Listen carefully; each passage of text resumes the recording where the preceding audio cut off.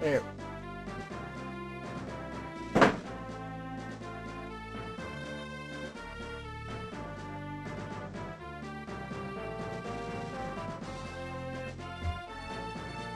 And this end.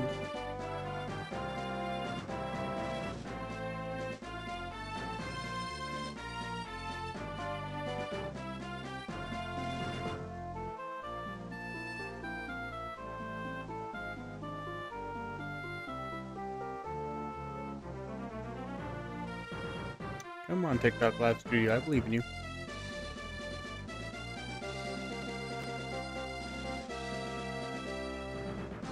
There we go. Now it's coming.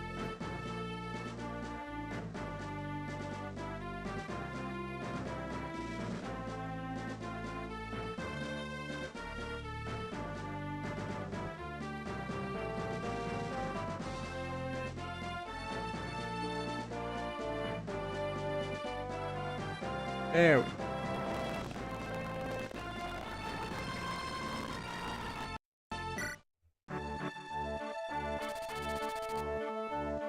I think we just did Ellawood's first map, so I think we're going into his second one, if I remember correctly.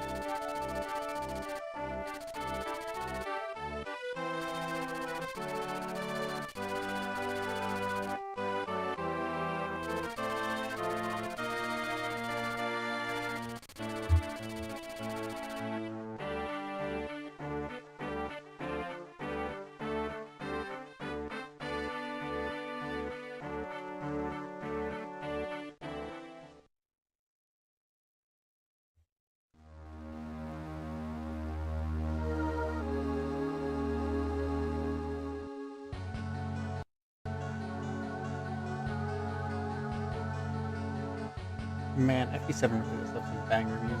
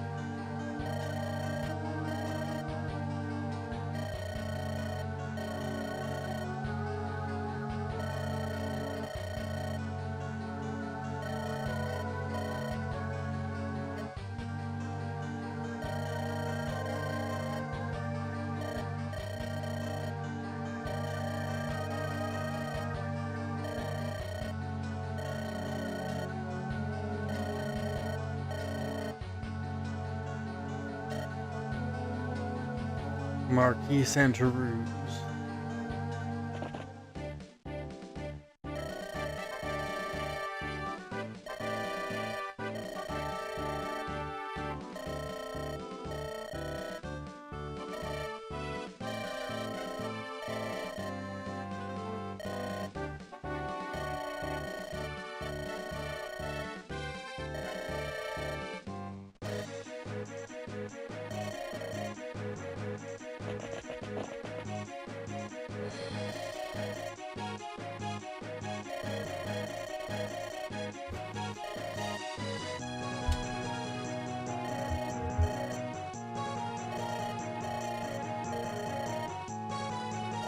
Marcus has none of the bandit nonsense.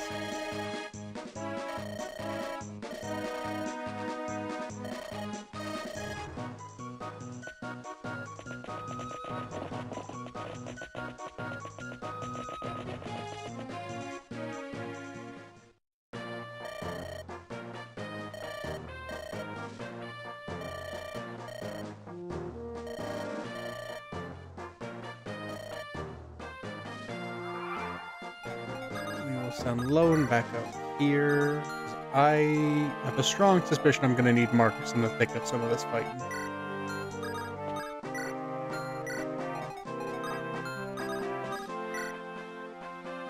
Yeah, that's fine.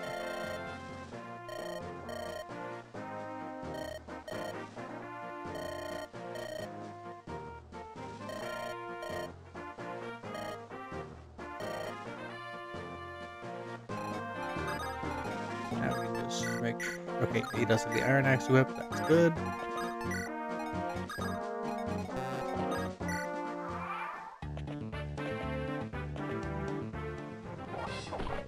Good dodge from Bartray.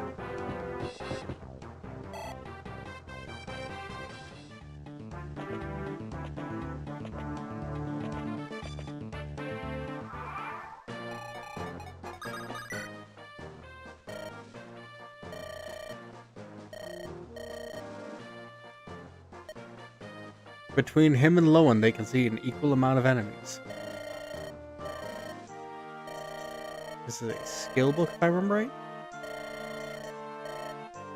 Secret, sorry.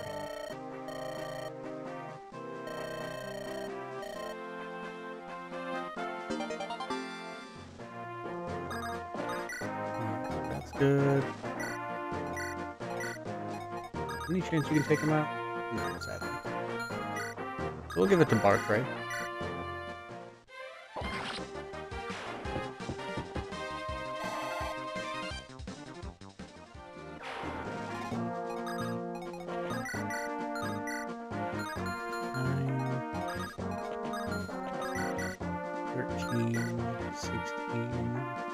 Is this one I load can take him out with the Iron Sword.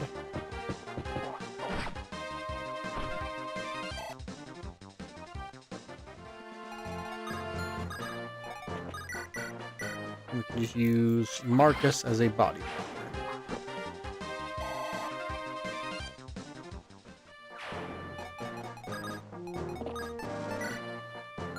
Sword is equipped, perfect. Should funnel at least one person down towards Eliwood. That's a free perfect setup.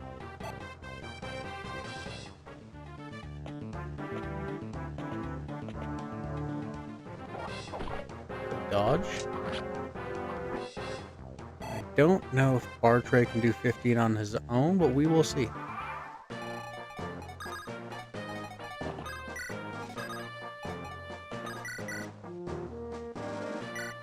It was meant to be.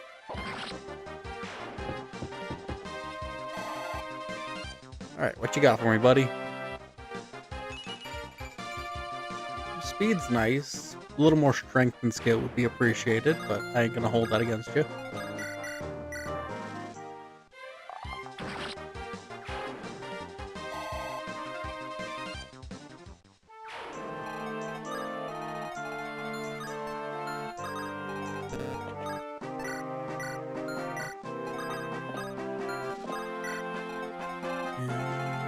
Put you here to lure them in.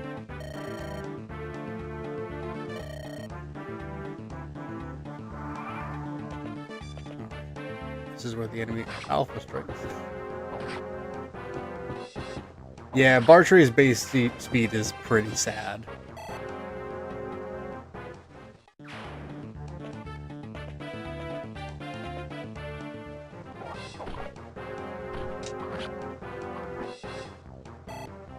Alright, Eliwood, what you got for me? That's pretty decent. 8 strength, 8 defense. Pretty alright. Yeah, I never liked the having to train him to get Carla, especially since she's not very good.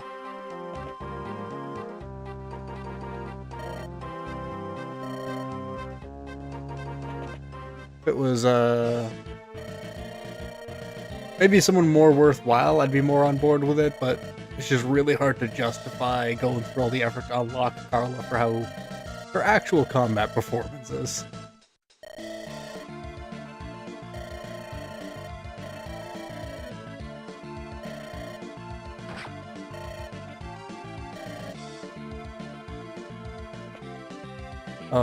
Hector, you absolute... I love this man.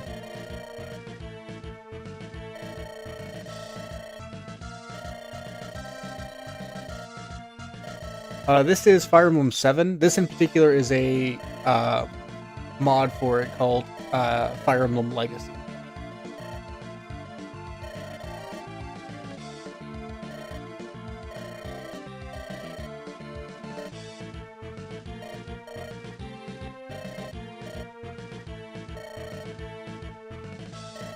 Yeah, Bartray, if he gets snowballing, can definitely do some work. I like the fact that Carla did too.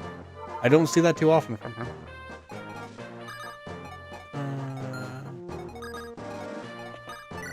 Form defensive line here. That's fine. Lowen can take a hit.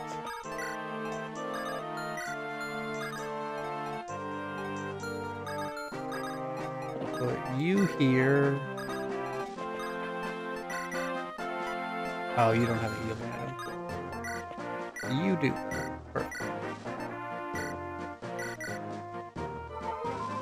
Hey, thank you for the follow, Honey Sage. I appreciate it. Very kind of you. Yeah, Arena is kind of the saving grace for her. I think you can also do some pretty good work by getting her some good chip experience in the really huge map that's right after you recruit her. I never remember the name of it. Now, we could show off Hector with his sword, but unfortunately this is a bunch of soldiers, and I don't know if that's great. Victory or death, thank you. 5, 6... 16, 17... Yeah, that's way too much damage to risk taken.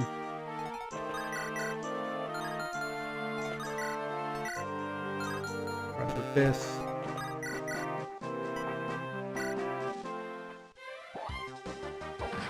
That is true. Usually, though, if I'm using Carla, I'm not going for the Kashuna secret objectives, if I'm being fully honest. Because that takes a lot of time and effort to do.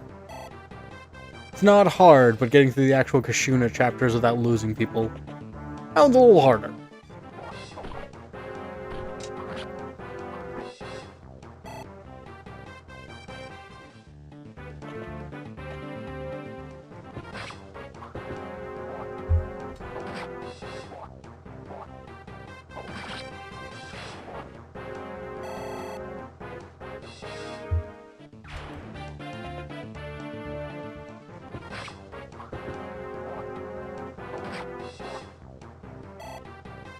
I think the first Kashuna map can also be tricky just because of you losing out on your magic users who are kind of your best answer to a lot of the people around Kashuna for that time. Because Marcus can do okay, but he can't take out all 4. Because this is a mod for the game called Fire 7 Legacy, which, in addition to Hector being able to use swords, Eliwood can use lances. Which we are going to get on one.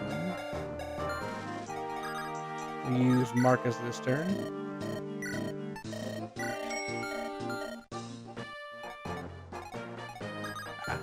I thought he'd have some move left over. That's on me.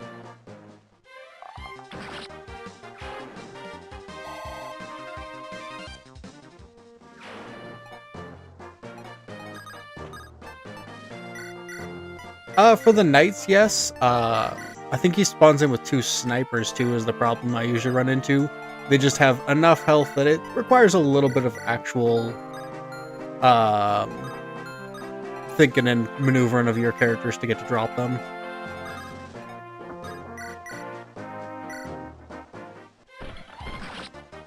I don't think it's necessarily hard as like something like Battle Before Dawn, where it is just an RNG fest, but in order to accomplish the actual objective, I think it's a little... Hector. You missed an 82, buddy.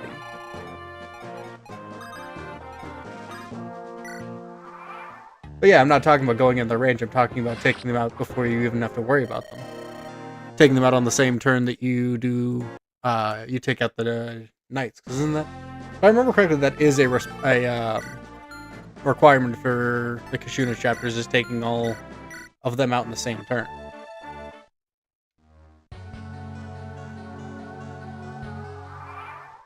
No?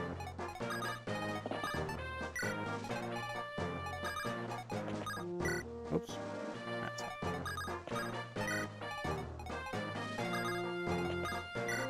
That's fine. Funny, I always thought it was.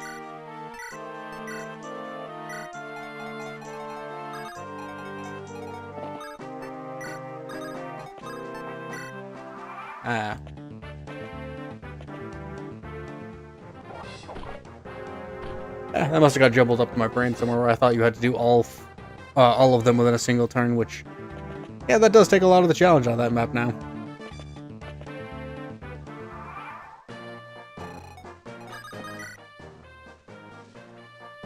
Secret book.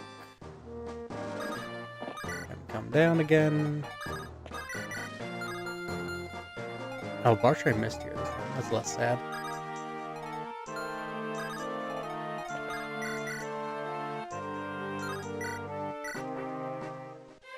Yeah, the Sage on the Throne is never really a problem.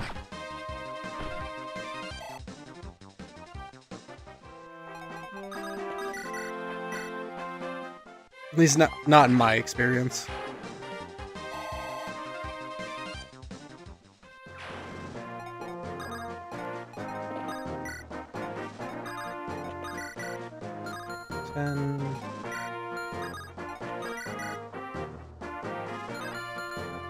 Okay, you will not be there. Yeah. So as we have seen, hit rates kinda can just screw you over sometimes, even when you have good ones. Hector.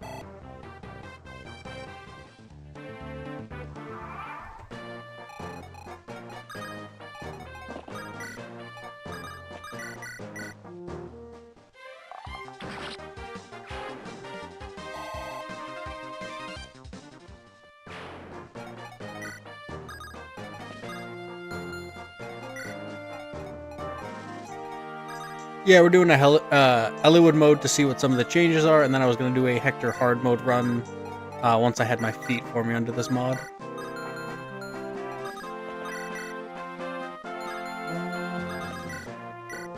Let Hollywood and Bar Tray double team this guy.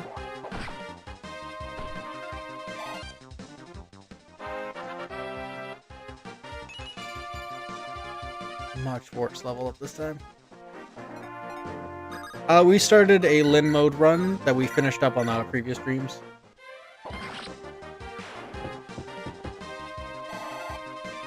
So we have a pretty decent Lin squad, nothing really ground shaking, and honestly both the Cavaliers are kind of awful at the moment, but Will's doing great. Not on the Hollywood run now.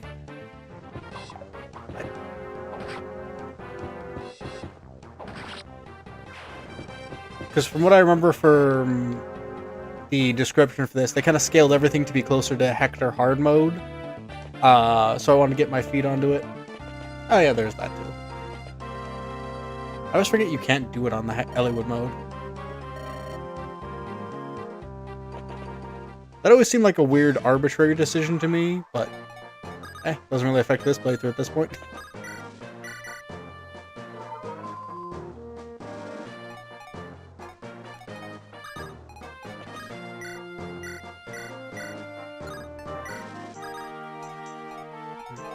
You heal up. You can do the same.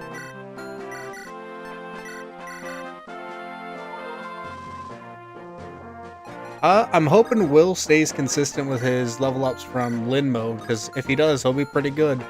And this mod gave us 3 times effective archers, which I am very excited for.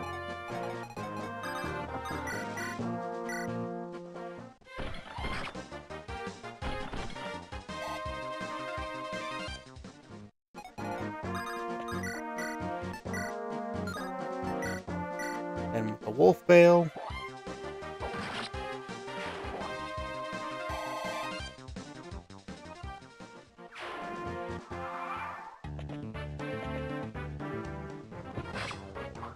This mod is Fire Emblem Legacy.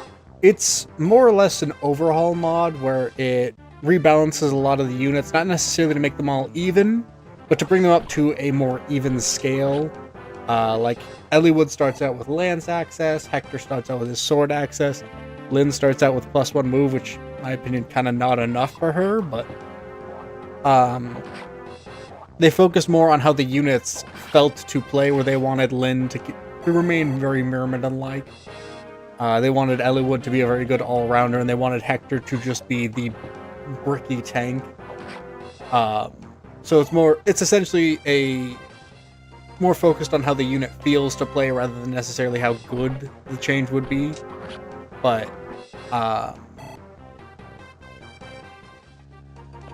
to my understanding, the majority of the changes are built around the idea of just like having fun with it, rather than it being like a super ramped up difficulty or anything like that.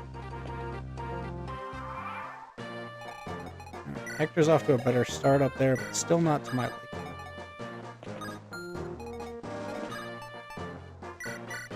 For Lynn, either more strength or more con, so she's not weighed down by super heavy weapons. Because most of the time you're going to find Lynn falls off around the point, probably somewhere relatively close to the middle of the game, where you're facing a lot of lance enemies and she's struggling to one round. And this game did give one of the best buffs they could, which is 1 to 2 range swords. So she's not quite as unfortunate as she is in the base game, where she can never counter at 1 and 2 range, because she can only do one or the other when she has bow access. She gets a little bit better with that, but just the unfortunateness of being sword locked for so much of the game, and then you can't promote her until the point where most of your other units probably already promoted and doing well. She's not a unsalvageably bad unit. I just think she could do with a little bit of a buff. She's not Roy prior to the Binding Blade in his game, where you have to baby him for so long, and then when he finally starts getting good, he hits level cap. Poor Rory.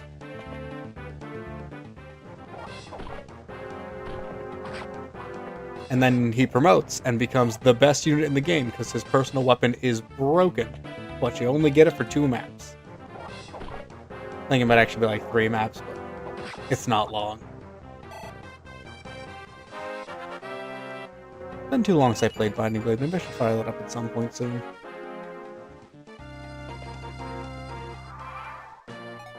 Alright. Plug an arrow over here. Come on, give me a good level up, Rebecca. That's kind of the main 3 things I care about. Bows got buffed primarily in the fact that effective damage, instead of being 2 times like it is in base FE7 in America, is the 3 times it was in the Japanese version. So when you shoot at flying units, it's going to hurt. You won't have a situation where sometimes you would fire at a Wyvern Knight and they would take no damage, or very little damage, because their defense was that good. Now it's just, no, if you shoot a bow at a flying unit, it's probably going to kill them if they're a Peg Knight, and it's going to hurt them at the very least if they're not.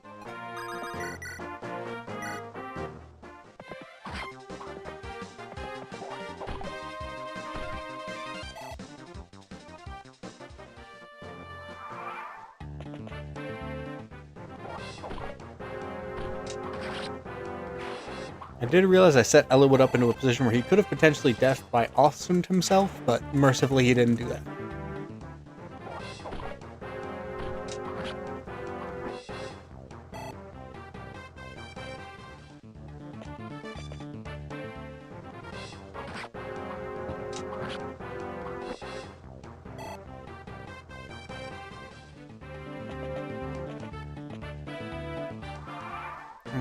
We're going to start retreating a little bit, so we can make use of a more effective choke point down or up here.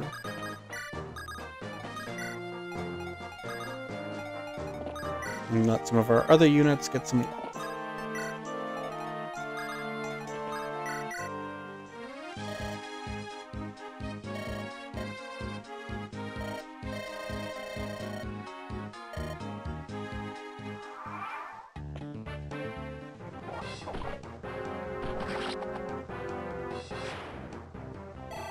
Meant to swap him to an Iron Axe for hit rates, but this one worked out fine, so we're good. Skill.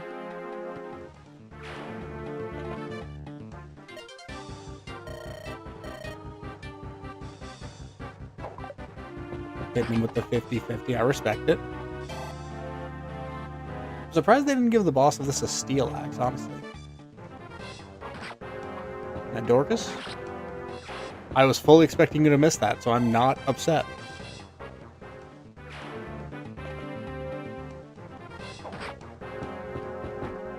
And then he crits, okay. Buddy, you could have a little bit of chill. You don't gotta carry the team, bud.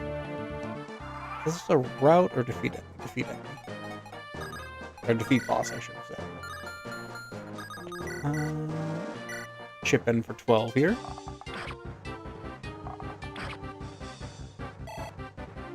Potentially have Eliwood weaken and Hector take him out. We'll go here. He'll hit for a lot. Yep. Sometimes you just know the low hit rate's gonna hit, so that's why you take the cautious path. And at Hector, if you miss a 99.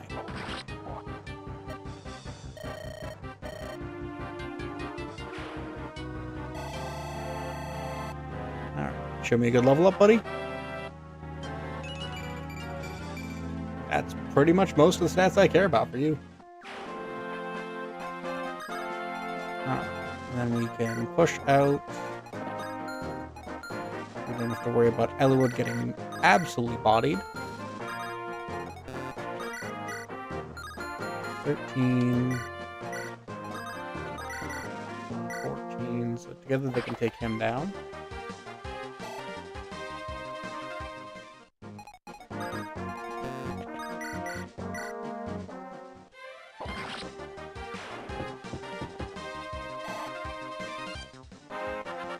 What you got for me, bud?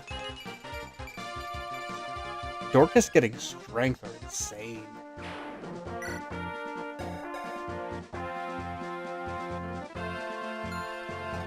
Dorcas probably gonna be our warrior for this fun through. I don't think I need to explain why.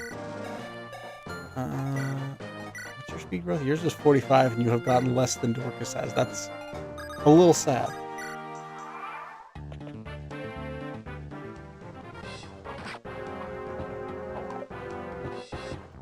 Not gonna fault you for that one, buddy, because you've already been on a tear for the past 2 turns. And then you dodge a 76, so Dorcas, you can have this. You dropped your crown king.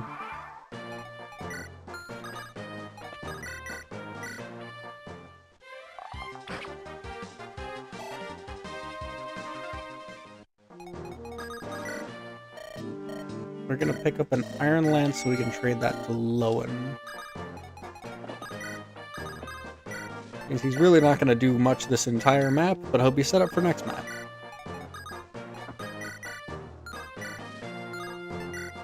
We can just take this guy out, because I don't want to deal with a swordsman in my squad of mostly axe users.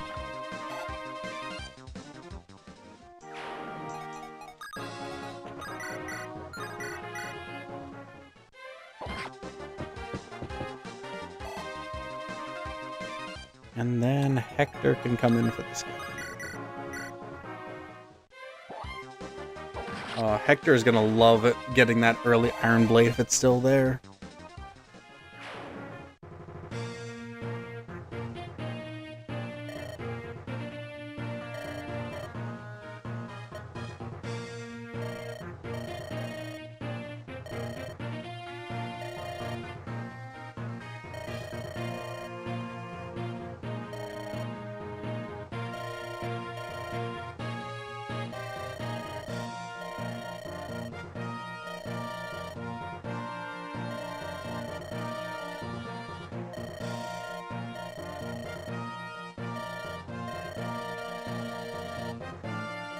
I love the bond between Hector and his brother, where he's just like, yeah, he knew I was going to break the rules already, so he told me to do it, but just not tell anyone I was going to do it.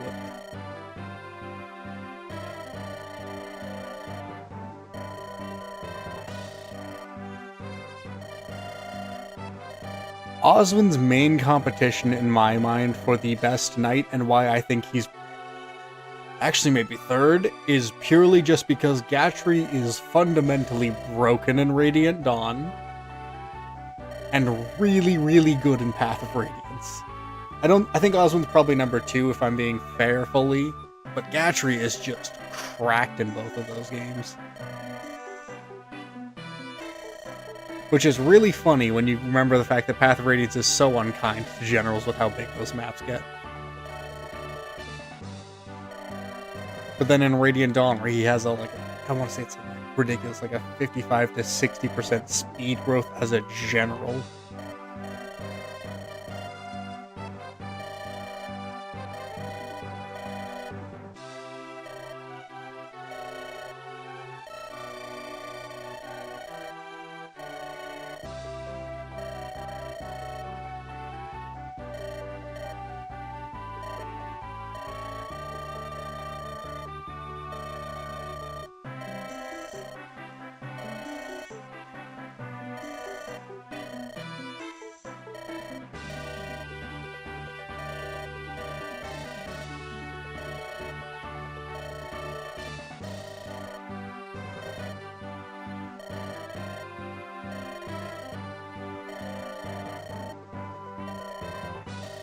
Marcus, the only man so goated they made him a Jagan in back-to-back games.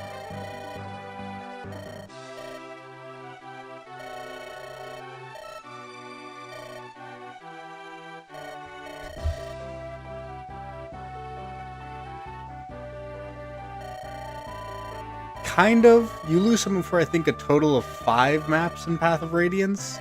But then by the time he comes back, he's at a good point to continue leveling him from where you left off, because where you left off, he's starting to dip down where he wasn't gaining as much experience. And you have a abundance of bonus experience in Path of Radiance to do with as you please as well. So even if he kind of fell behind your curve, it kind of doesn't matter if you want to use him.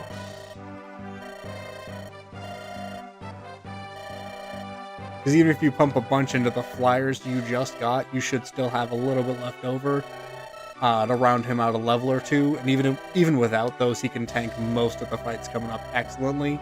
The one knock against him is the fact that I think 2, maybe 3 maps after you get him, there's a desert map, but nobody likes to be in the desert map, so you just send the flyers for that one. You accept the fact that you're not going to really get a lot of experience on that one. Unless you want to go real slow.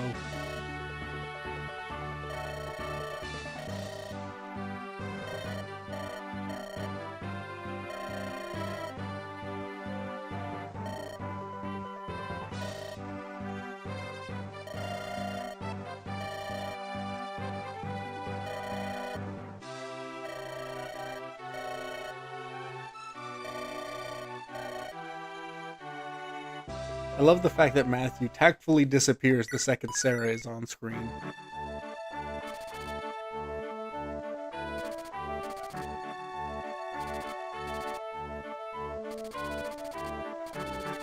Oh yeah, Oswin's fantastic. Him being in the top 2 to 3, not a knock on his quality. Oswin is a monster. Which is really funny that they follow him up with Gilliam, who I might argue is one of the worst knights in the series. Man comes in with a level advantage, but the stats of a level 1 for some reason. So he gets less experience and gets less payoff of that experience. I don't know why they did my boy so dirty like that. He really is. They looked at all the stuff Gilliam could have used to be great, good growth, good bases, all that fun stuff, and just gave it to Seth instead. He needed more.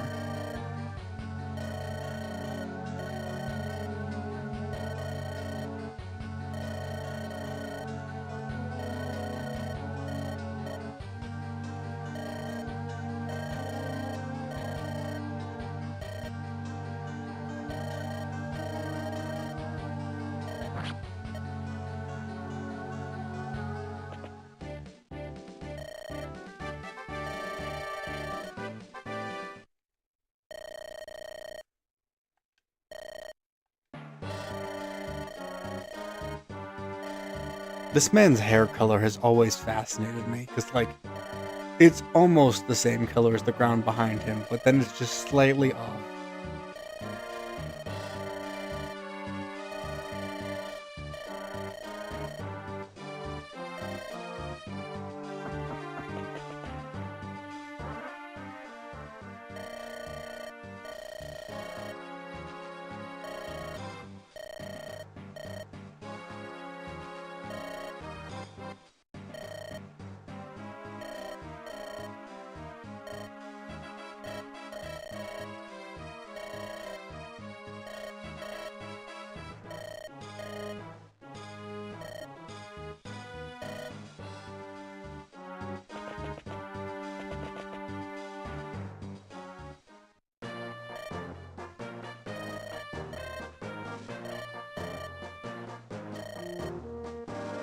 Lowen, you've been here for a bit.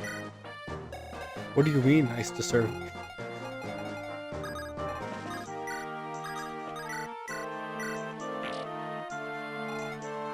Yeah, just giving Gillian that extra bump in his strength and bulk would be phenomenal early game, and then his growth would kind of keep him more relevant into the mid to late game.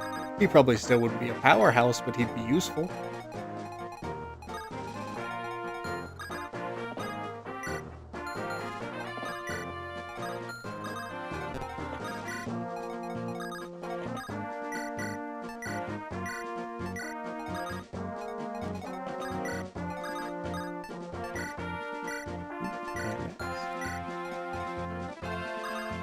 Yeah, I recommend checking it out. I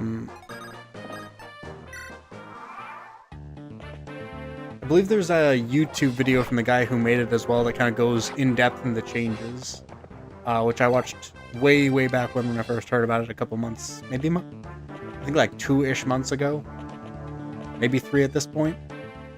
And it was super helpful for kind of like figuring out what I wanted to do. And then I forgot most of that because I spent too long thinking about it instead of actually doing anything.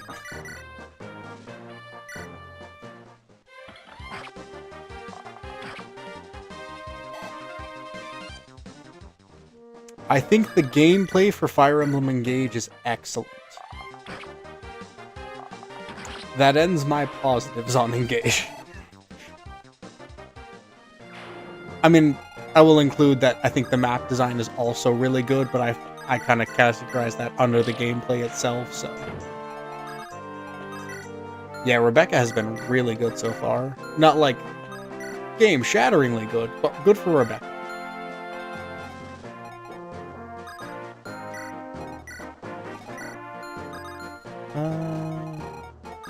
Want you to lead off here.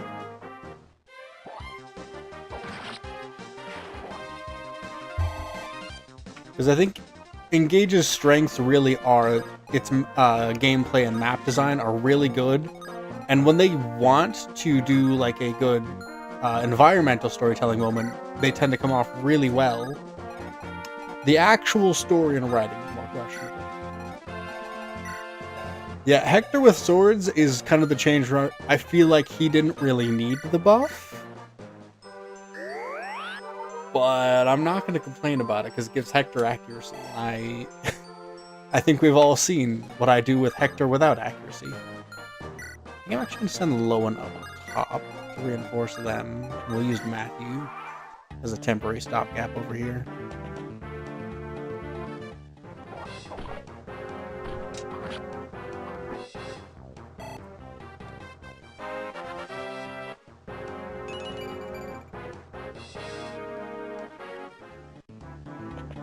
What was it? Engage chapter 10 into 11, I believe, when you do the castle where you lose the rings into the chase where the enemy's using the rings against you. Phenomenal map design and environmental storytelling for a moment that I do not care about in-game. Yeah, I wish they could find a good balance for that, because I liked Shadow of Valentia's idea. Ooh, 7 strength on her is already pretty nice. Of giving archers more range as they got higher in level. But good lord, did they overtune it to the point where archers were just ungodly strong.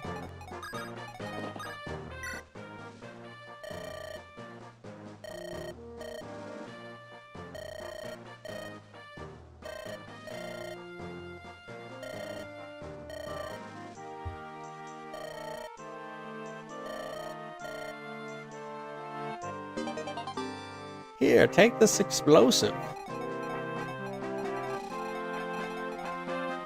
That's totally something normal I should give people.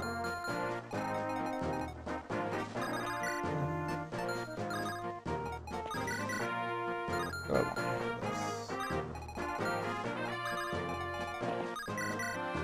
8, 4.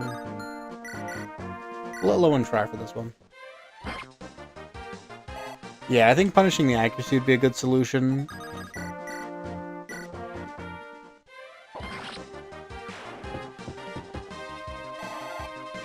My brain kind of defaults to the old Pathfinder and D&D 3.5 rules where you have severely diminishing, but yeah, True Shot. True Shot is certainly a skill that exists.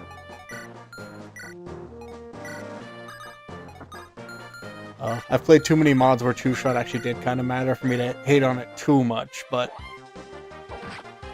in base FE8 it is unfortunately rarely relevant. We give Ellywood some free healing. If I remember right, this Sarah is pretty decent. Pretty decent is an understatement, that's right. Not as good as the one we lost to a reset, but pretty good.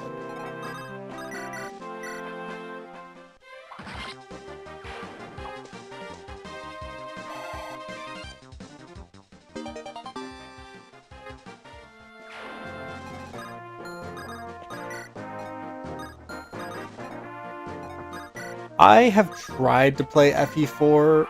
I've been told a lot of times that I'd really enjoy it if I get past some of the issues with it for like the mechanics and stuff. The problem is, man, well, not necessarily the mechanics, but the poor way the mechanics are conveyed to the player in the early game. But man, is the game just kind of not fun for me to play, so it makes it really hard to get invested.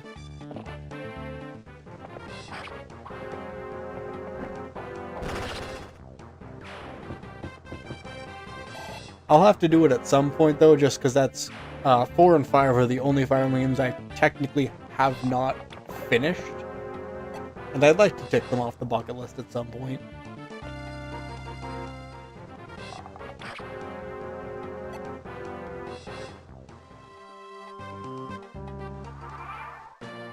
All right.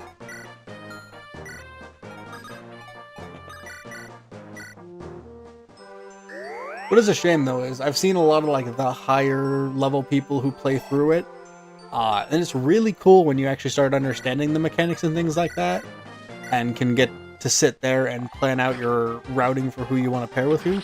That stuff all seems real neat. I cannot wait to get into it once my brain lets me have the patience for it.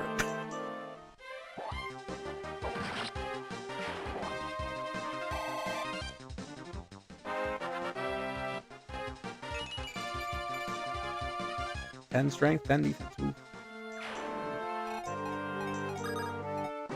Yeah, I get the feeling I gotta hit that flow state to kind of enjoy it. I'll usually hit that point with most Fire Emblems. It just, for some reason, 4 and 5 never clicked like that so far. I'm hoping on another try I can get them to.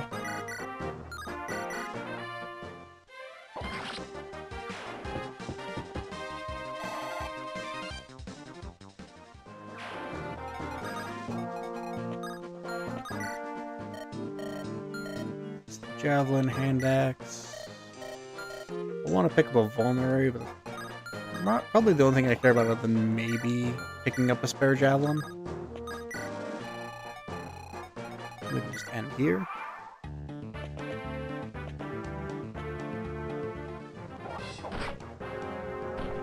Unfortunate on the 49, but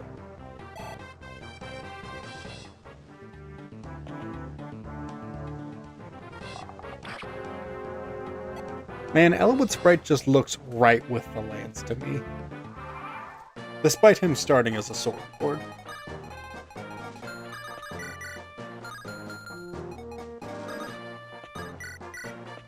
Yeah, I would love to see them do more stuff with the ideas that 4 and 5 present with, like, being able to capture different castles and all that cool stuff, because everything about that seems really, really cool.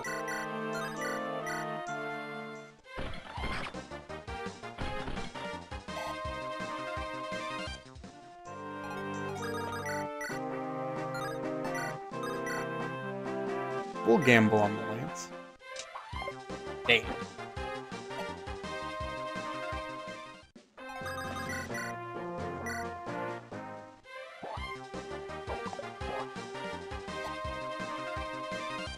Alright, Rebecca, are you going to be the one to end this? You got 2 shots. Man, Rebecca wants to make it competitive between her and Will for me.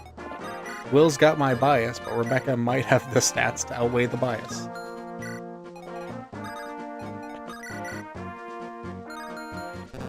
I can't get to... if we're willing to burn Lowen's turn on a visit. Ugh, Merlinus.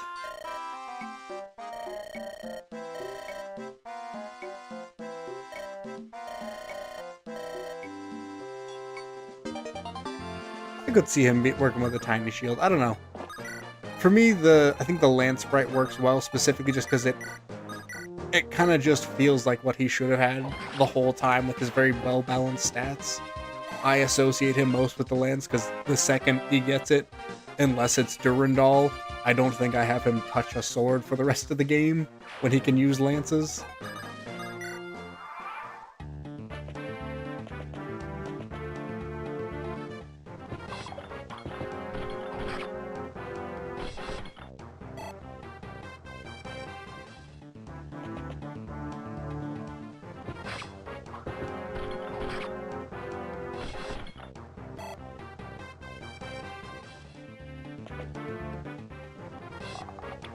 Thank you for dodging, Matthew.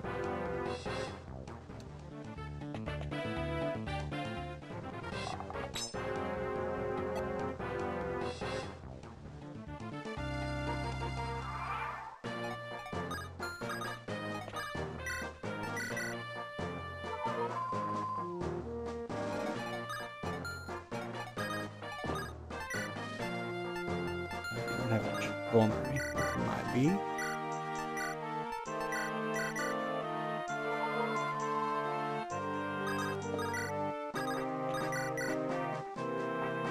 Weaken that so that we can drop it next turn.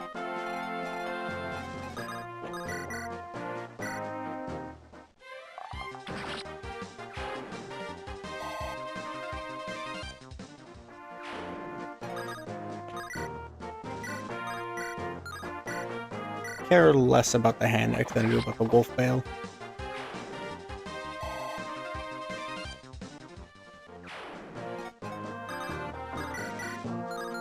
Yeah, awkward yet graceful is a good way to put his animations.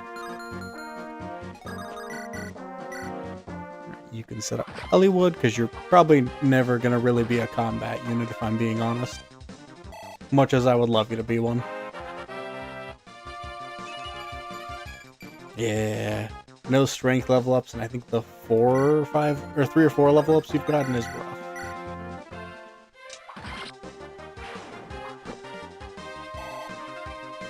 I am also a sucker for a cape flourish, and Elliewood's got that down pat, so.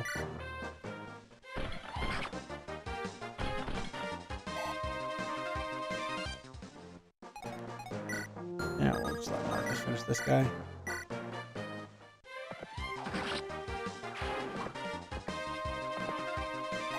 It is true. Him and Ephraim would share a lot of similarities between their sword, or Elliewood's sword and Ephraim's lance technique.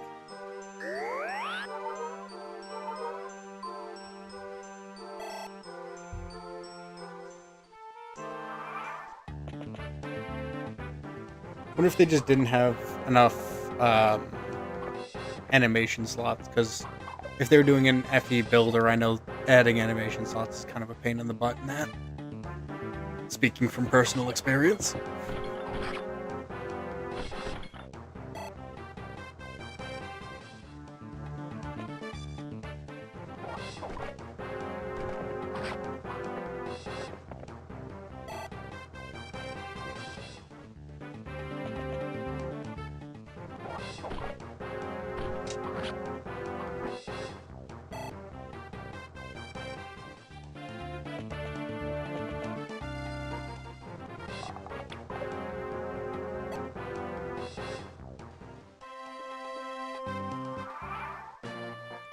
Uh,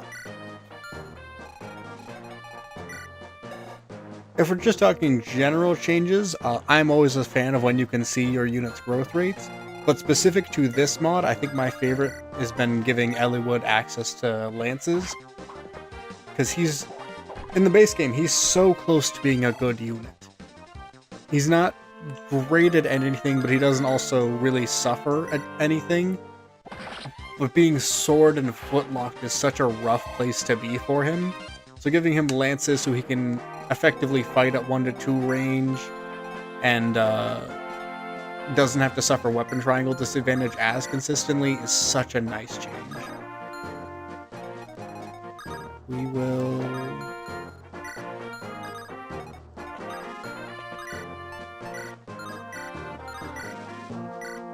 hit him with the hand axe. I also just realized I was gambling on a 63 there, but we take those.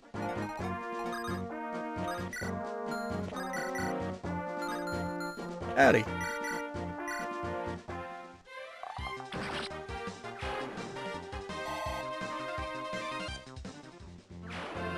Any chance... Nah, you don't double. Unfortunate.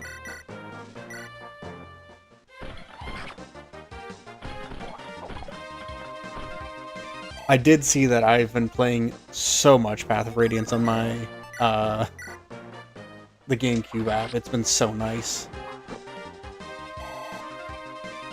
It has unfortunately meant that Wind Waker has taken a bit of a back seat, but, you know, we take those.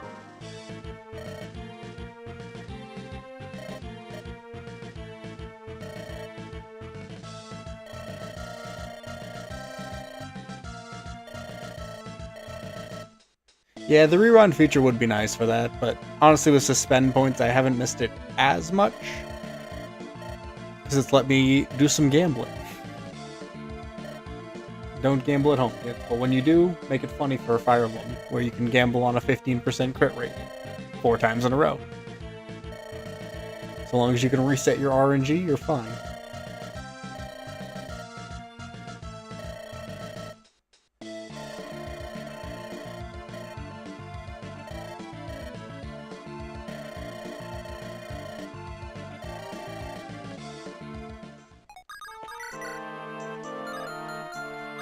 Oh, am I loud?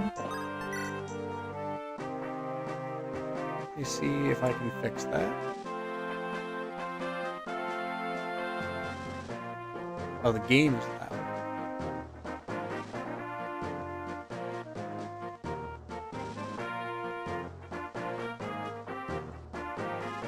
Turn that down just a little bit on each of these. How's that? Is that a little better?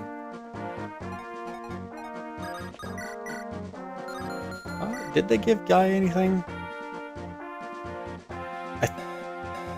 I genuinely cannot tell because I don't use Guy.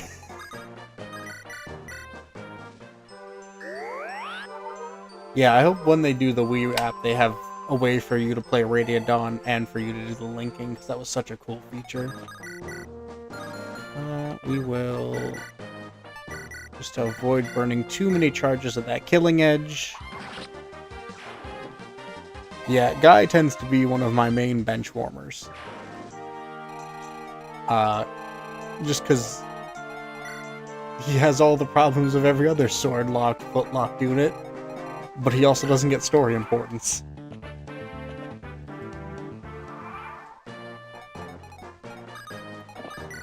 We can Hector and Eliwood tank here.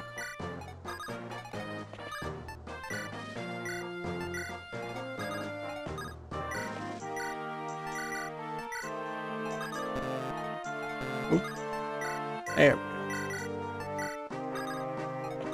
Heal up Matthew just for some experience.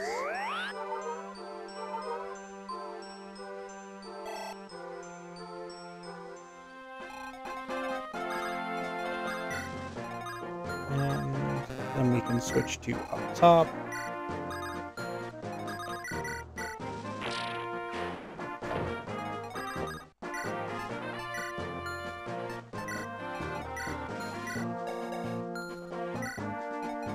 Buy a spare iron sword while we're here.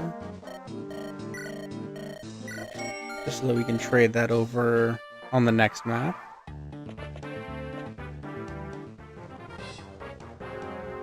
I was a little worried about the crit, and then I saw how much damage he was doing, so we are fine.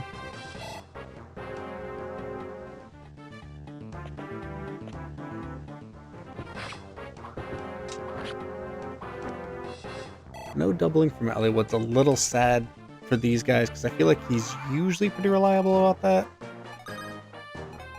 But we can also just send in Hector to go deal with that. I'd like to get him to win. Can we do that? Yes, you can set him up pretty well.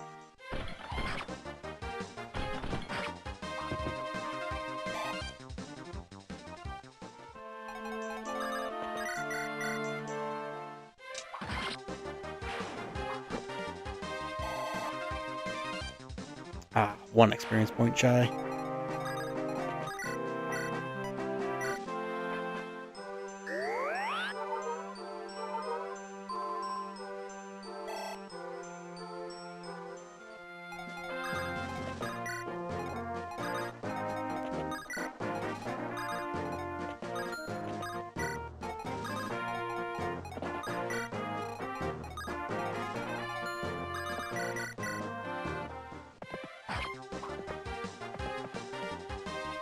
Back-to-back 18s is kinda nuts. I'd be very concerned if this mercenary was actually threatening. Oh, we're gonna get the slim sword out of that though, so we should free up an inventory slot.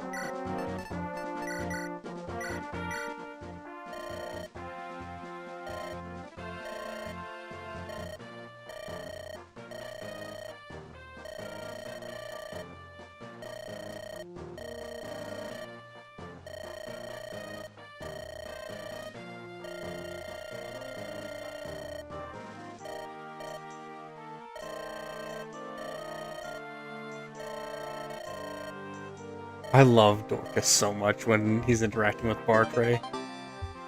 You call yourself the toughest axeman alive. No, I don't think I've ever said that.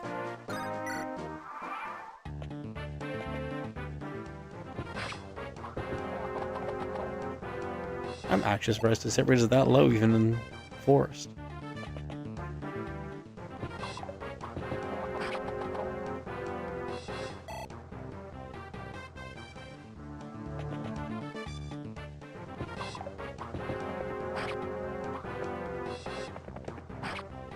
Low and doubling, you love to see it.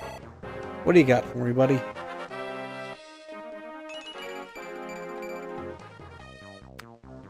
That's a fine level up, but it's not great for you in particular.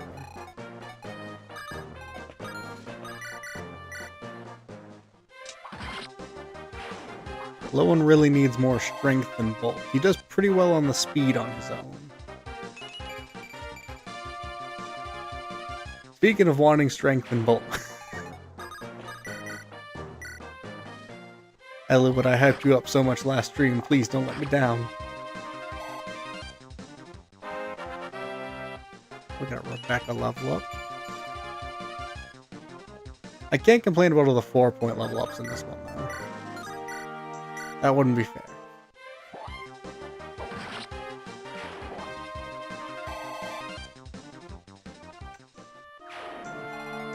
I'm just mostly surprised at how shaky Hector's hit rates are there. I mean, he doesn't have great skill, but it's not the worst from what I remember. We get a Sarah level up. HP, speed, and luck. Alright, that's all fine. His skill's 6. It's not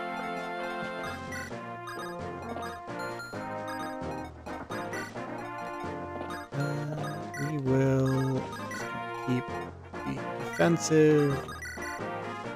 Take him down. Pardon me. Get this free slim sword.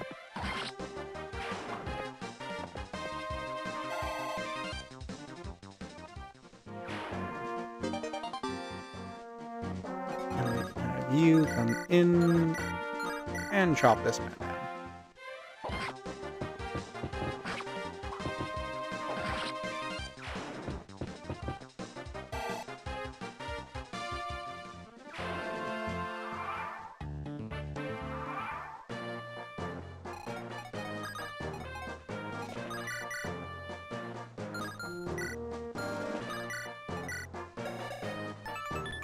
He is a steel lance. You have an iron lance. Nothing really threatening.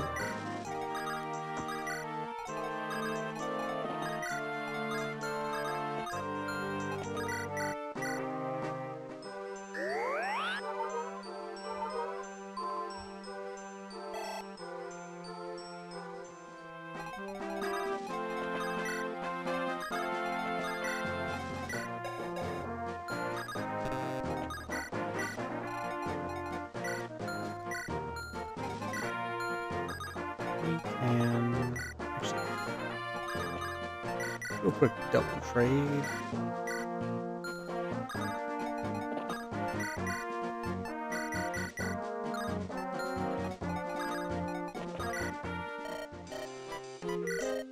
Give you a vulnerary to pick up.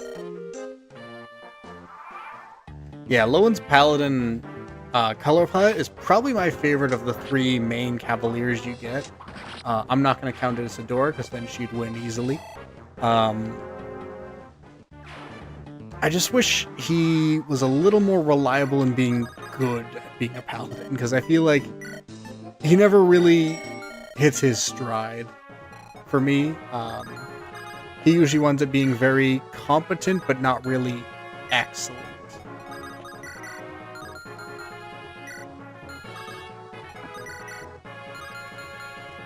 We just let Hector whack this man twice.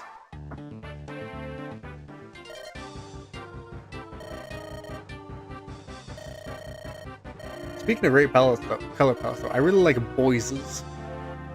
This nice slate gray for the general with the gold accent around his neck and the boots. Real nice.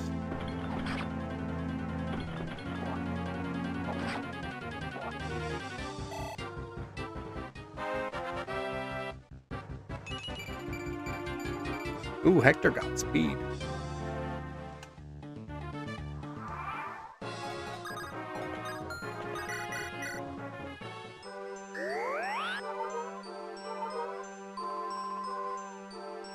Usually it's Sane for me in particular. He's the one I just usually have the best amount of luck with. Kent's 50-50, where he'll either be entirely average, where I'm never upset to deploy him, but I'm never excited for him. Or Sane gets an incredible first few level ups, and that carries him to promotion. Skill and speed on Hector's pretty nice. Okay, is there any more item trading I wanted to do before going into the next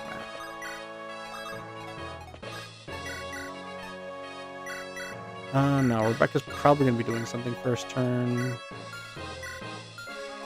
You might not be, so we'll give it to you. Yeah, this Hector is, I think, 1 point slower. Yeah, 1 point slower than an Eliwood of the same level, which... Buddy, please. Make use of that 50% speed growth.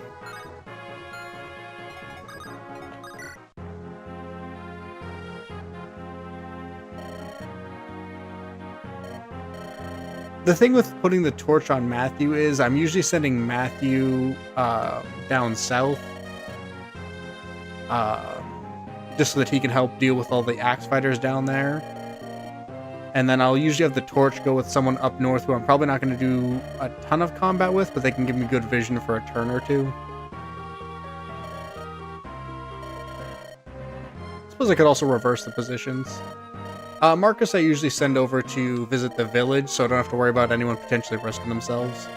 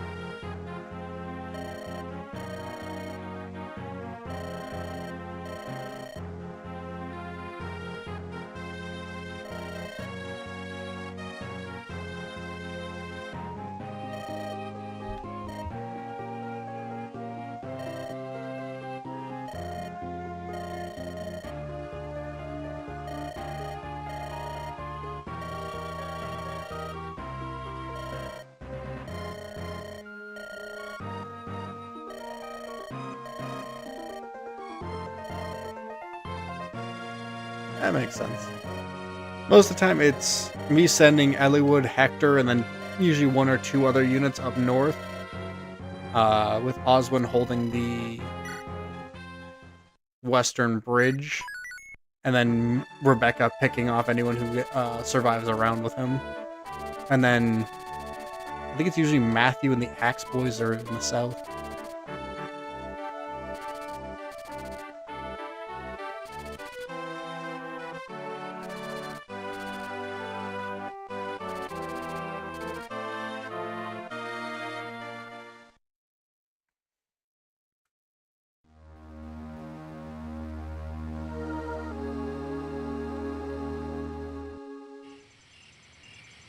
Yeah, Oswin, this early in the game, cares not for weapon disadvantage.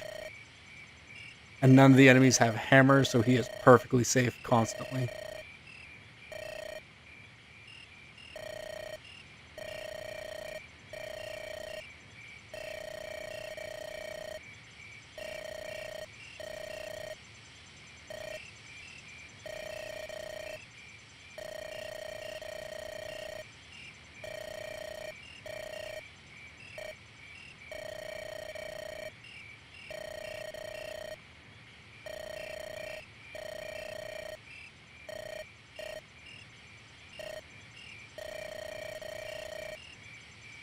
Thank you, Gord, for the heart puffs. I appreciate it.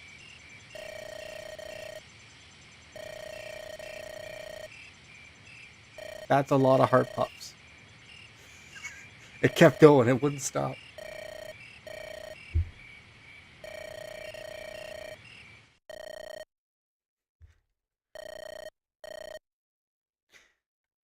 Everyone say hi to Gord. That's my partner.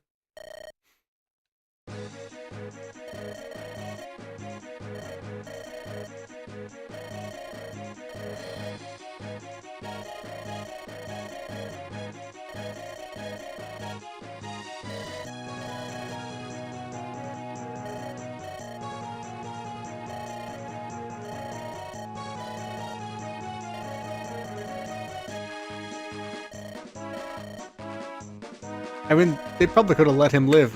His lackey didn't keep saying the boss's name repeatedly.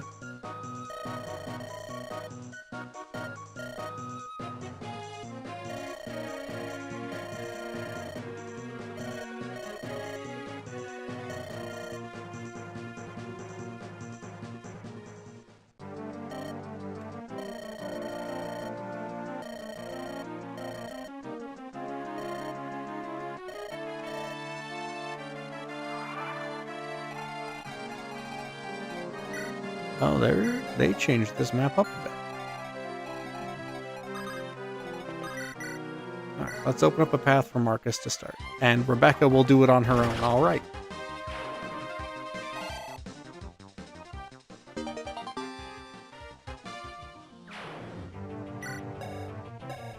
C-rank bow is already nice. I'll break this down.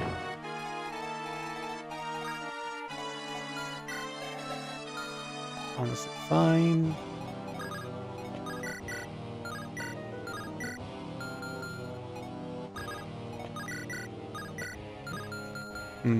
Probably need...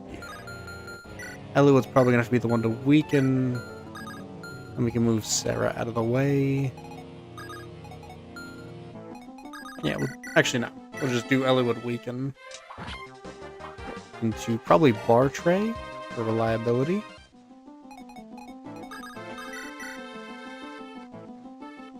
Said that 65 is the reliability.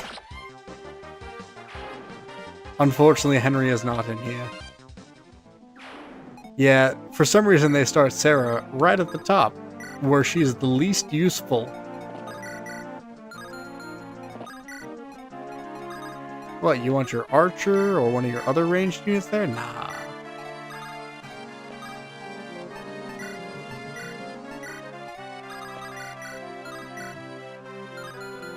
We can honestly just have you stand here with a torch.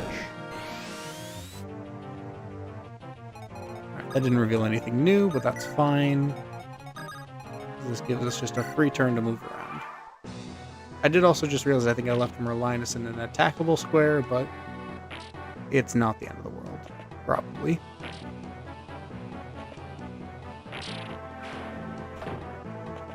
One of you guys come into bar tray.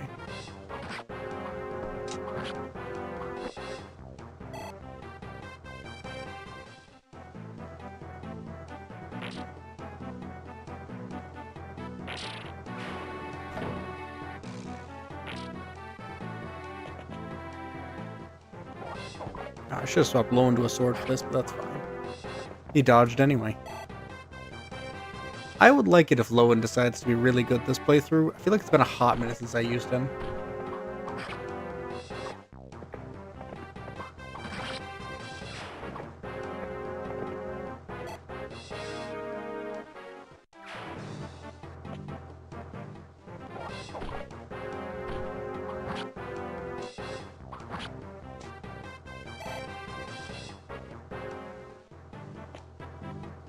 Alright, they went for bar tray, which means they cannot attack into Merlinus. I will take that.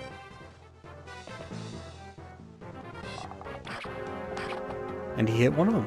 Perfect. Would have been better if he hit both, but I will take what I can get with bar tray set rates. Alright. 14. Or we can just take this guy out. Oswin. I know that was only a 7-7, but... Slim Sword gives him an 18 crit. I'm just saying, Matthew, if you want him. Not this time. Bartray feels like the most, you gamble on whether or not you're getting a good character for, in my opinion. Sometimes he's great, sometimes he is the worst fighter you could imagine. We can pick this up.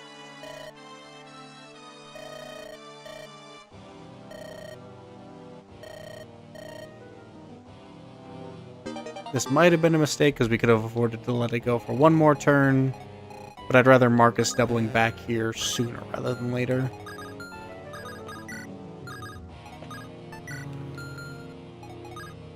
There's really no danger to letting Eliwood tank here.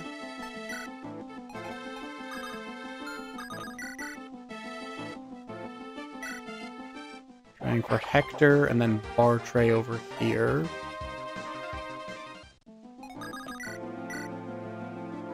Don't love the 76, buddy.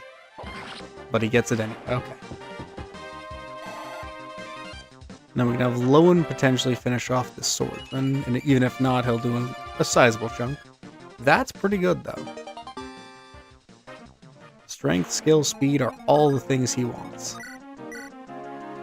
Right, 91, thank you, Dorcas.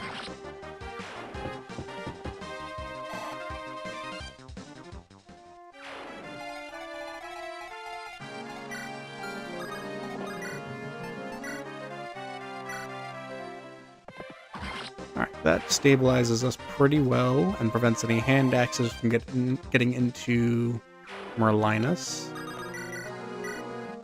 Guy can finish this guy. And then that sets us up pretty well to just kind of keep going like this with the group heading north next turn.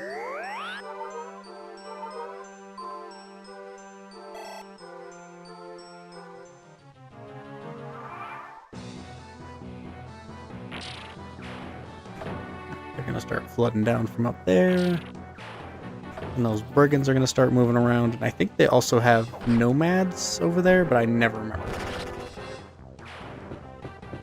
The worst part is Bartray's doing good. Dorcas is just doing better.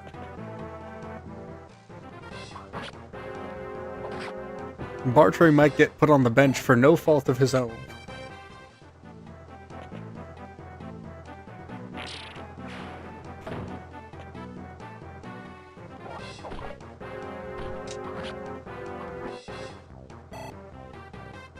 Alright, Eliwood, you really need to start doubling things soon, bud.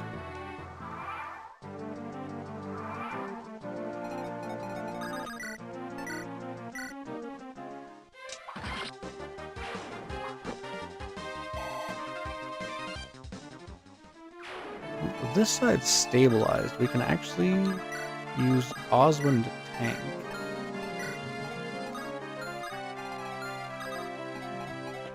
Shuffle you down a little bit.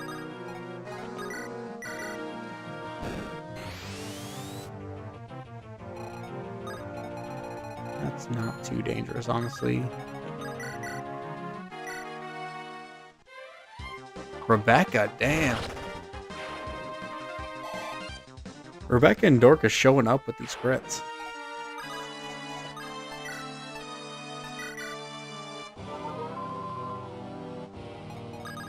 And then we can heal Bartray.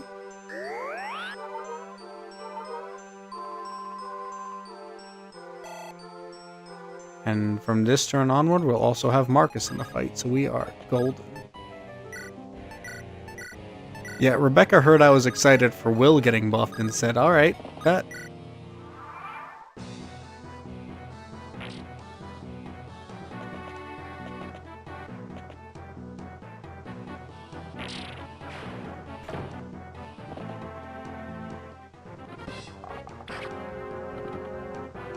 $51, little sad, bud. Sir, I'm not sure you know who you're approaching.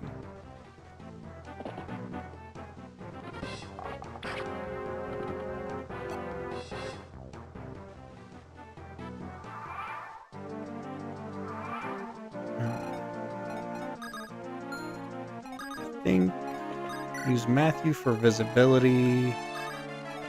Have you fall back so that Rebecca can help him deal with the archers.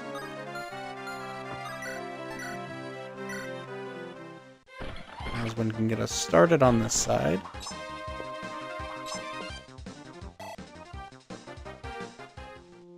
And then I think we can just leave Dorcas blocking this one. Hollywood, you can get into melee, so you can give him the smoke.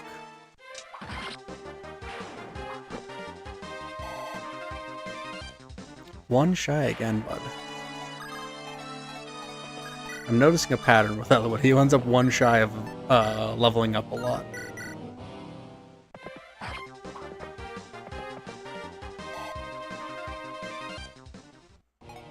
And bar tray.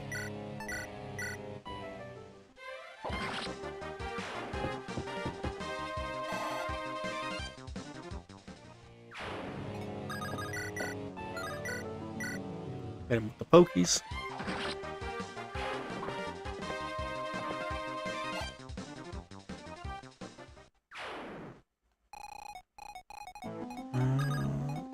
Have Sarah just wait for this turn, because I don't have a spot to heal Guy, even if it was safe. Alright, Marcus.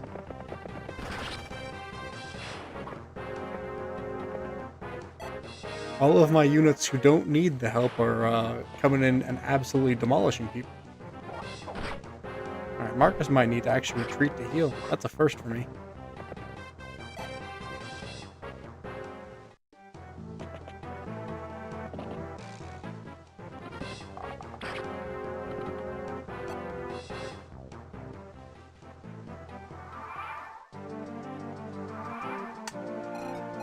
Rebecca, how much can you do? Oh, you just end him. Okay.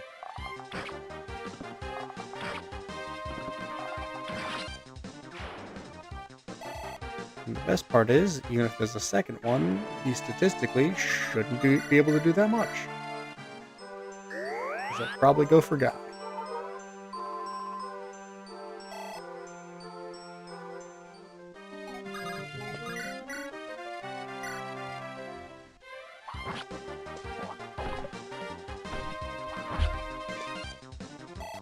No crits, Guy? Shame. Keep pressing forward.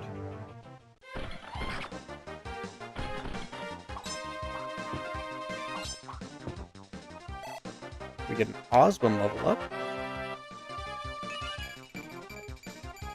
Oswin getting everything good, nice.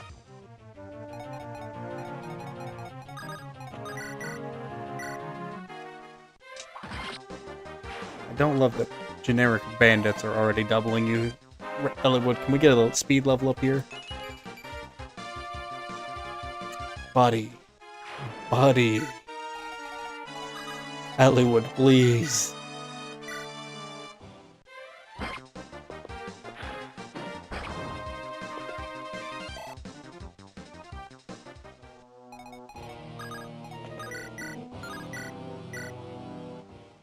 I swear to God, if Hector gets another speed level up before Elwood does, I'm gonna start crying.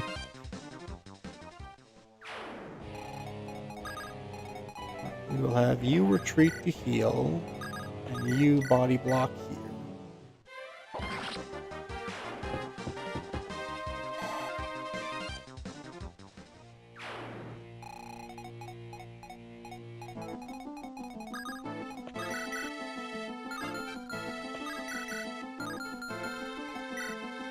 We can actually do something a little cheeky.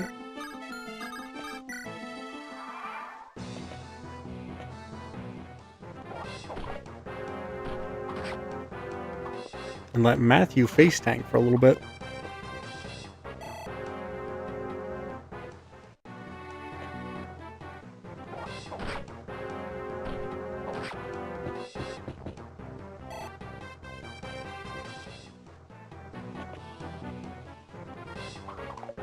At least he's dodging.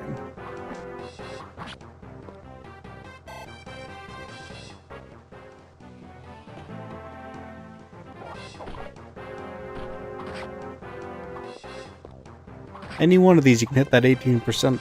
Just saying. If you want.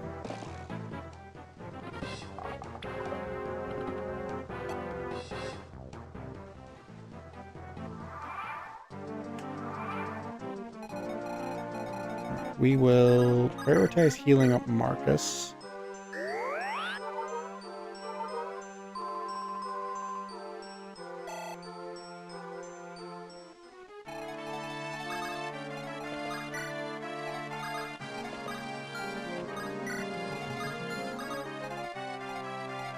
Get him up into the fight next turn.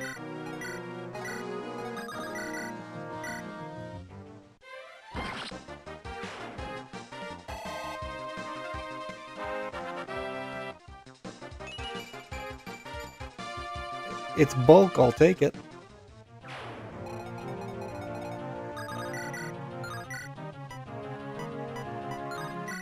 Yeah, we'll go with the Slim Sword. We lose nothing with it.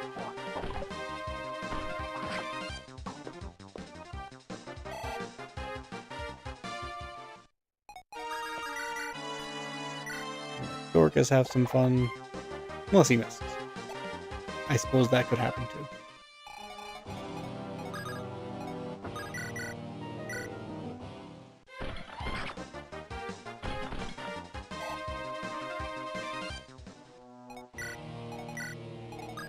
We will let you come in with the wolf tail.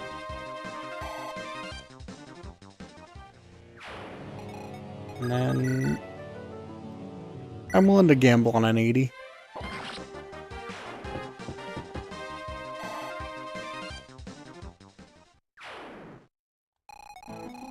Hollywood's the only one left. Wait.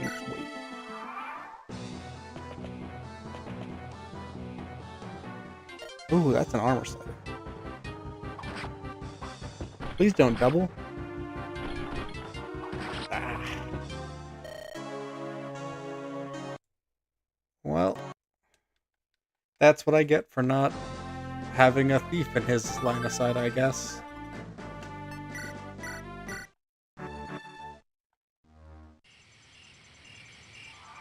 It gives us a chance for some better level ups, though, so that's something at least. Yeah, I don't think that was anything Oswin could have done differently, really. He really just got knowledge skill checked by the player.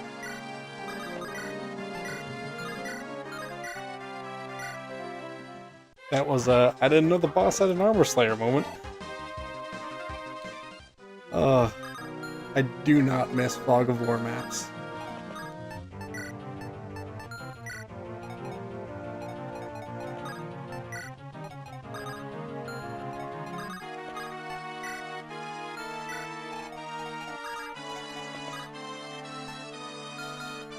Oh, absolutely. It is a good change from the mod teams that you can't just send Osmond up there and have him sweep. But boy, I should have checked that first.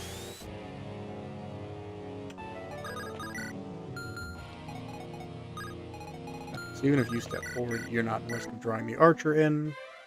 I prefer the archer going to the right. Yeah, the Marcus cheese remains, but at least with Marcus, you have the secondary goal still of getting him to the village. So usually that'll let you delay Marcus a little bit. Because getting anyone else over there is not as feasible.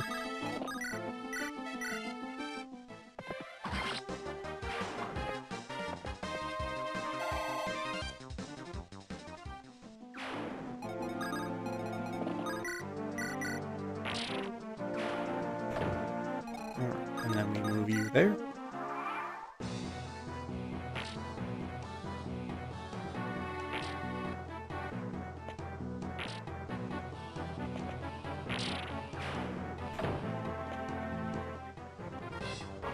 My favorite Fire Emblem is actually Path of Radiance, so it should come as no surprise that my favorite lord is still Ike from that game, because man, his writing is so good. Gameplay-wise, though, I think my favorite lord might just be... It might be Chrom. I've really been vibing with the Chrom builds I've been coming up with for the past couple of times I've played through Awakening. And the fact that you can kind of take him in a couple of different directions. He's not the most interesting lord character-wise, but man, is he fun to use.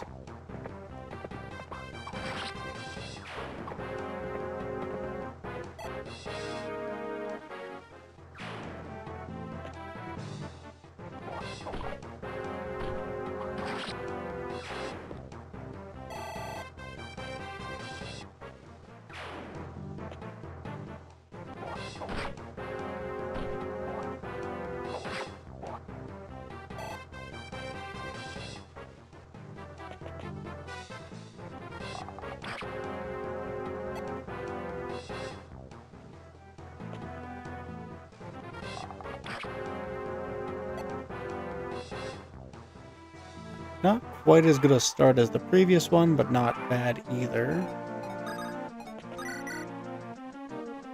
Hit this 72. Perfect.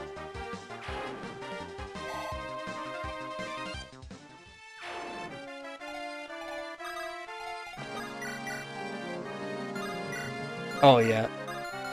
The storyline for Path of Radiance is still my favorite, purely just on... It is really good all the way through. It never really has a point where it dips down and gets to the point where you're like, do I really care for me? For me, it's just extremely consistent across the board, and I appreciate that so much. And the fact that its emotional moments hit so well, I think is a real good testament to the writer's team.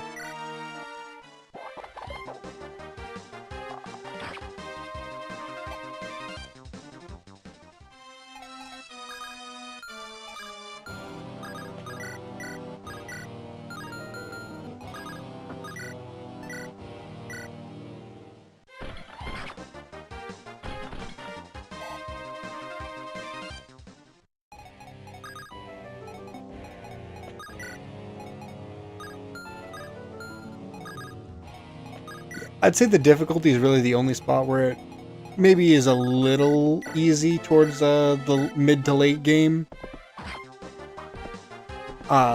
Just because you can get some absolutely absurd units early on and trade them to be monsters. So I'd appreciate a little bit more difficulty in the back end, but if that's the worst I can say about the gameplay, that's good gameplay.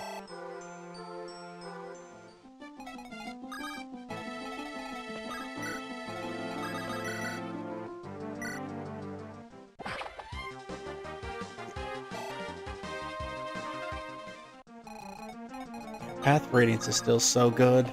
I'm so glad it came to the digital shop so more people are going to get the chance to do it.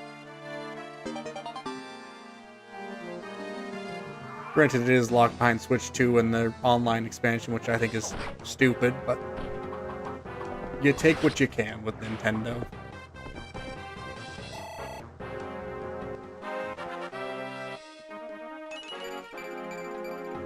Hey, he's still got his bulky level up. I hope that doesn't mean Eliwood's still going to get his really bad level up, but we'll see. Ike has probably the best character growth of any Fire Emblem Lord, and I will die on that hill. Every bit of it feels earned, every bit of it feels natural, and every single moment for Ike feels in character. It's so good. Seeing his growth from the most simple of mercenaries who didn't even know much about his own world to an actual general was so good.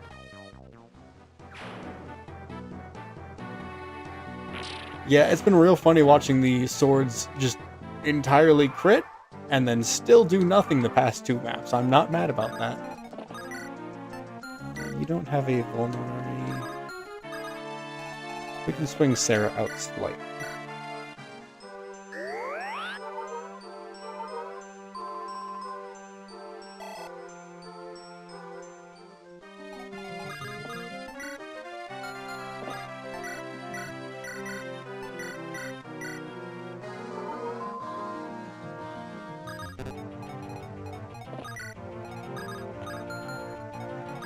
We will more or less just hope to make a solid defensive line.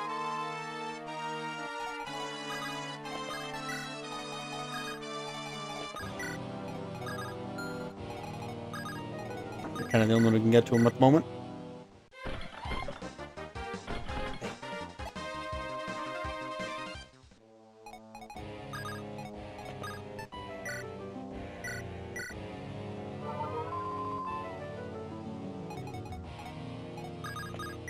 Yeah, the sword sounds in this game are very satisfying.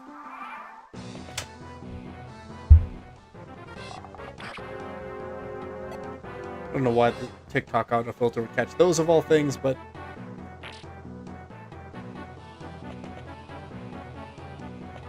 sometimes it makes weird word choices. Oh, I should have swapped him to the regular Iron Axe. But even taking 8, he's still going to be able to tank that for 3 more turns before he has to think about retreating. Okay.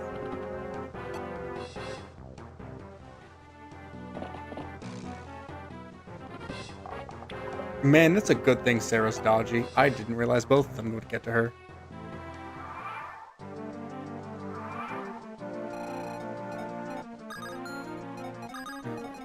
We will have you finish him. Discovering bad words in all new languages. Yeah, Fog of War moments. Joke's on you, Fog of War. I don't need your help to play sloppy. Alright, there's the crit.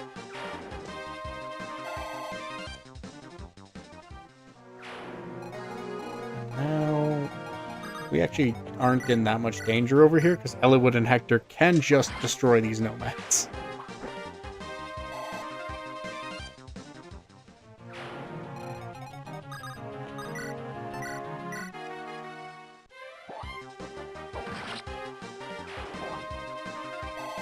Mostly I'm just doing this for fun. I like hanging out with a lot of the Fire Emblem people I've met. I feel like we have a very fun little community. And I get a couple of regulars every now and then, so I'm happy with that.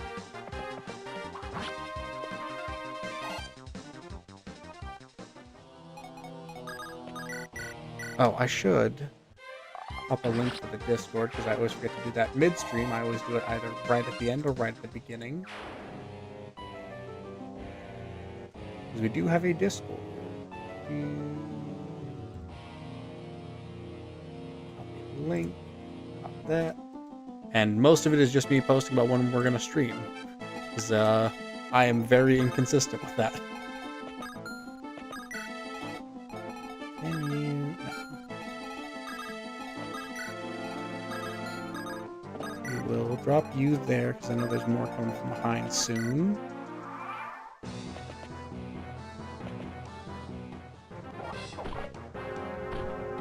Alright guys, show me a crit. Now he just wants to burn as many charges from the killing edge as possible. He got defense, though. That's not nothing for him. 44 Elwood. Really? You couldn't have dodged that one.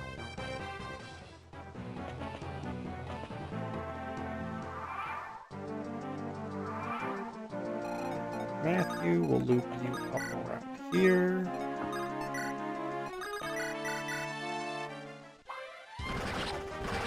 He crits with the regulars.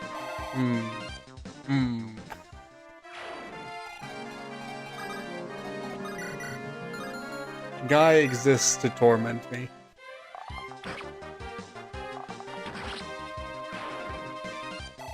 He could crit at any point and save his weapon uses, but he chooses not to, out of spite.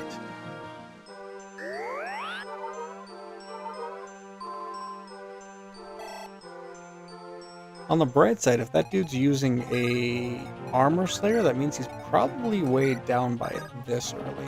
I can't imagine they gave him a crazy good con.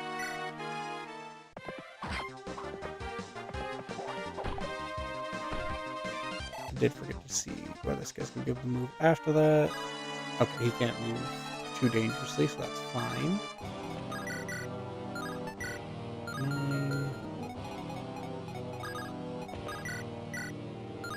So we'll need one of you to hit something.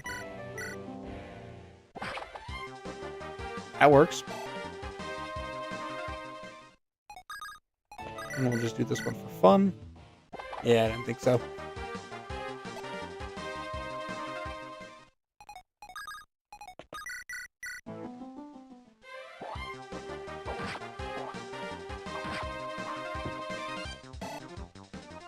Now we can give Elwood some low. Oh, that's right, there's a mage. No one's really low, though, so I'm not overly concerned, but... Oh yeah, we don't even have Oswin up there, so we're fine. Then again, he could double Elwood with Elwood's current speed. Dude just decided he won't... That 50% speed growth doesn't matter.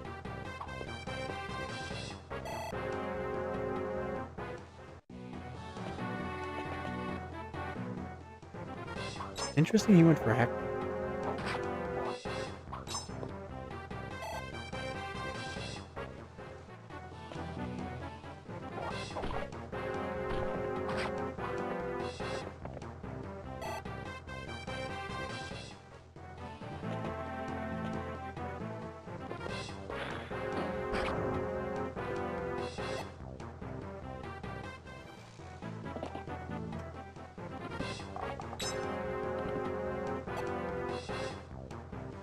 Elwood heard me making fun of all the sword masters and myrmidons for being fast and frail, and he decided to be both, or to be not fast and very frail. He just wanted to be worse. Whoops. Don't mind me just knocking my phone off my desk.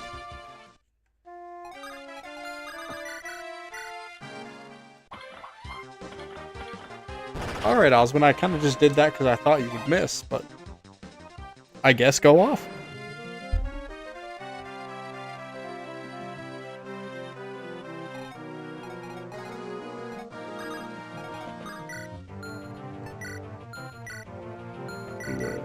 Trade him one of those just so that you're not carrying a bunch.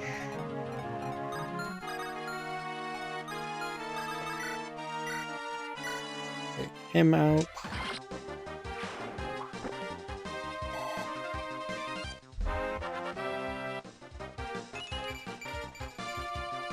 He got speed, defense, and resistance. I can't complain too much about that one. He's still painfully mid, but he's getting there.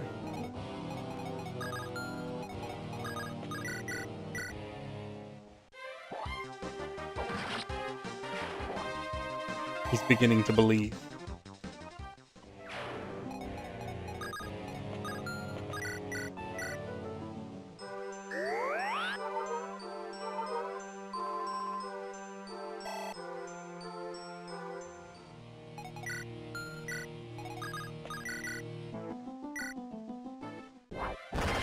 Alright, Bartray. Alright.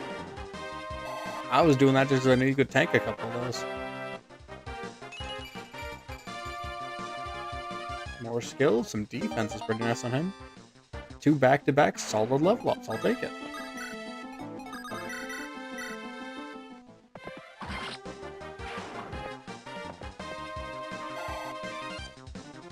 Yeah, Bartray is doing the thing I would wish Guy was, where he's saving his hand axe uses.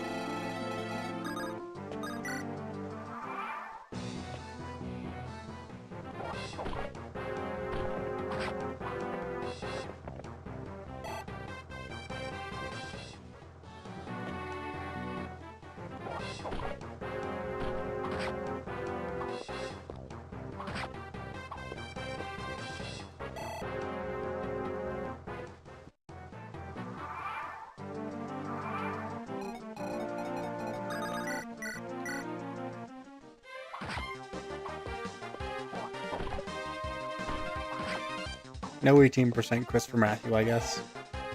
But he will get a level up when this guy counters. We will... Show me where the boss is so I can send Marcus in. I can't double. Unfortunately.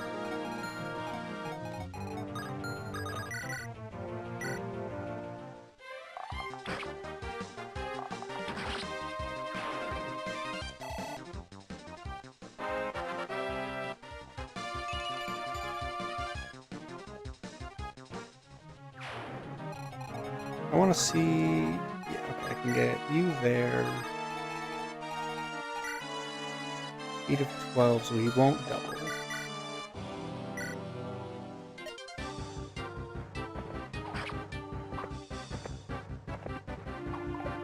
I'm hoping he'll attack either Hector or Eliwood so that they can get boss kill experience. Because I firmly believe one of them has a chance to kill, and Eliwood might if he gets lucky. Oof. I had Sarah level up, but she was overdue for one, so that's fine.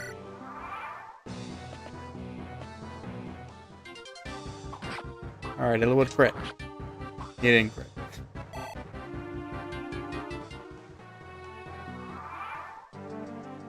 Losing out on an Armor Slayer is not the end of the world.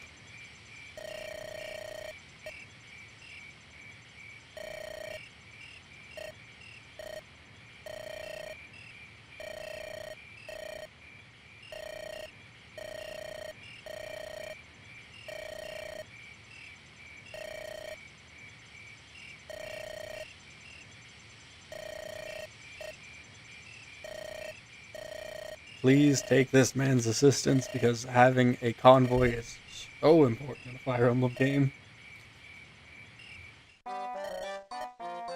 Oh, I love his theme.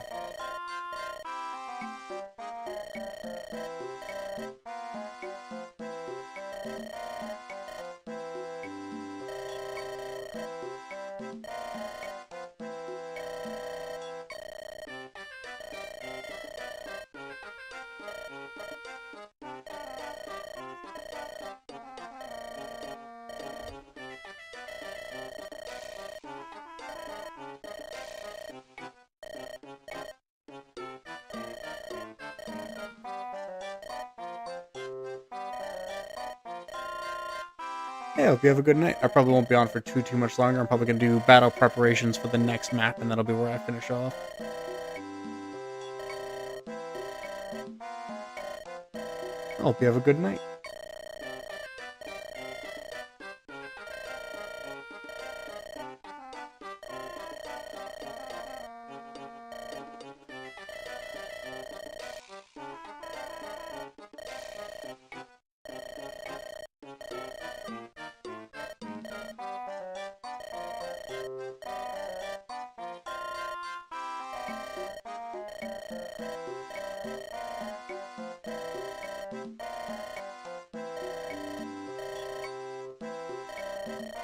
I love how goofy Malinus is.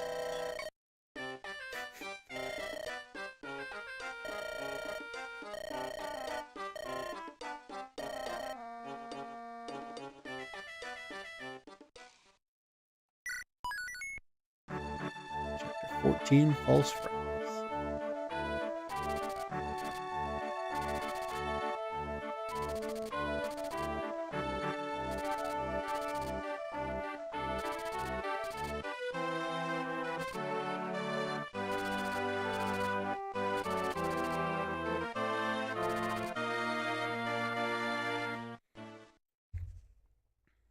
I do like that Elwood genuinely hopes he's wrong about Darren the entire time.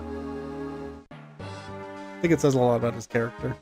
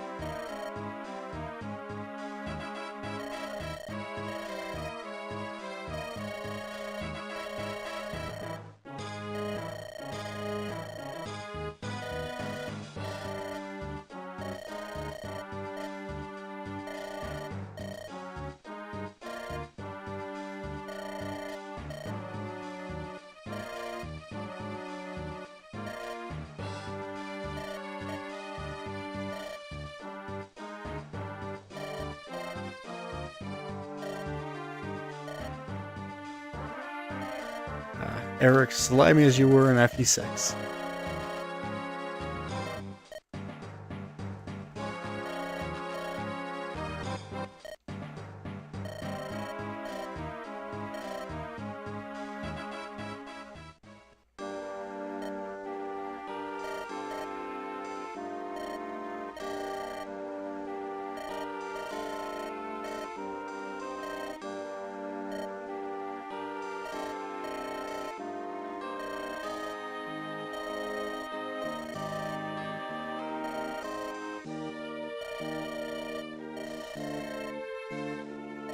I love this moment from Elwood.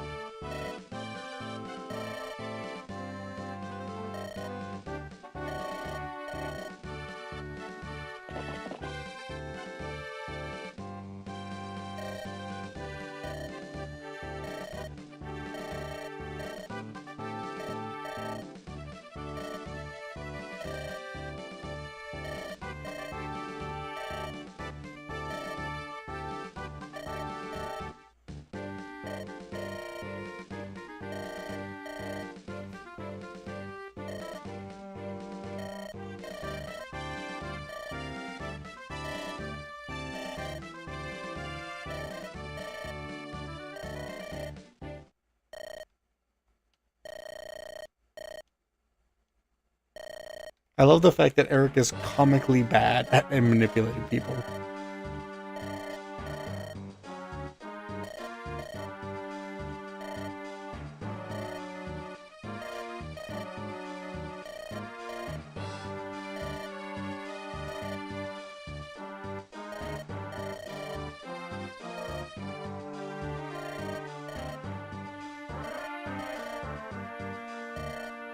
Weirdly, I'm not too worried about Laos's elite knights.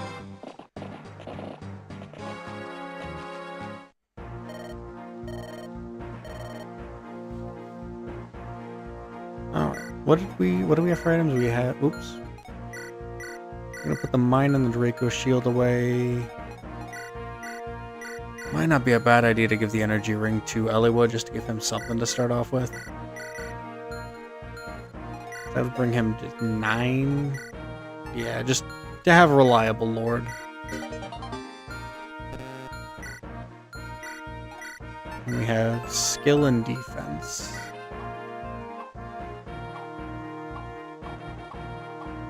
Skill might not be bad for Hector, just to kind of patch up his rough starting skill.